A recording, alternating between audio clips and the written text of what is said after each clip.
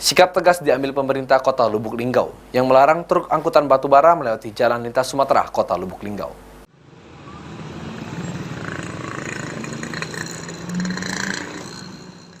Larangan kendaraan angkutan batubara melintas di wilayah Kota Lubuk Linggau diungkapkan langsung Wali Kota Lubuk Linggau, SN Prana Putra Sohe.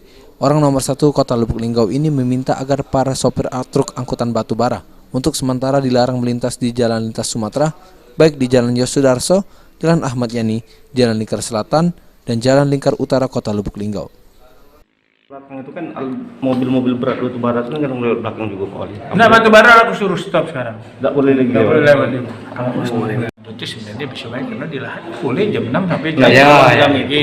Mobilnya tidak boleh besar. Tapi untuk sekarang tidak boleh dulu? Iya, boleh dulu lah. Artinya diatur jadwal.